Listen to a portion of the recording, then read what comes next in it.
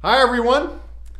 Welcome to another episode. This one's going to be pretty quick. Today, we're going to talk about charisma and character. I've been asked a lot lately about those two words and are they important? Is it important to have charisma and character? What's the difference between the two? And if you had to rank them, which one is more important? So let's just dive into this. So, charisma, you do a quick Google search on charisma, and it says a compelling attractiveness or charm. So is charisma important? Well, you think about sales, you think about making a first impression on people. You can't make a first impression twice. You've got one shot at it. So being charismatic is something I think we all want to work on. Now, it'd be a cop-out to say, well, listen, I'm just not a charismatic individual. Can you work on charisma? Absolutely. You know, myself, when I was practice pitching as a new rep, I'd look in the mirror. I was encouraged to practice pitch in front of the mirror, and I'm like, oh, no wonder everybody's saying no. I wouldn't buy off that guy in the mirror. No wonder everybody else isn't buying off me. I didn't like the lack of smile. I didn't like the lack of eye contact, and I'm like, I gotta be a little more animated. So I worked at it. I practiced over and over again, and I improved my charisma. So again, charisma is a skill, okay? It's not something you're just born with. You can learn charisma. Just like John Maxwell says, leaders aren't born. Nobody's born a leader. You work on your leadership. You can work on your charisma. Okay, so that's what charisma is. Character, do a quick Google search on character. The mental and moral qualities distinctive to an individual. Okay, so the moral qualities, think about that. Can people trust you? Are you trustworthy? Do you trust others? And can people trust you? Are you a man or woman of integrity? Is your word your bond? When you say something, can people take it to the bank? And so, your character, how people perceive your character is really your reputation. So really the difference between the two, you think about this, charisma will open the door. Your character will keep you in the door.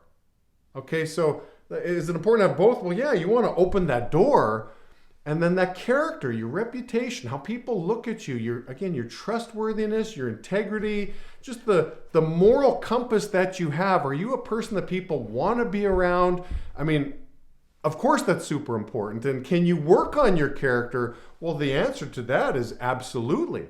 The mentors that I've had in my life, it's very interesting to hear some of the stories that I've heard from some of my mentors on some of the suspect character that they maybe had when they were younger and how that really bothered them and they worked at it. That gave me a lot of hope that, well, gee, I can really improve in my character as well too. What are some of the things I don't like about myself? How can I improve? How can I get people to trust me? How can I be somebody that follows through and does the things I say I'm going to do? You can work on your character. But again, charisma will open the door. Your character keeps you, in the door. If I had to rank the two, I rank character over charisma, obviously, because it's all about the long run.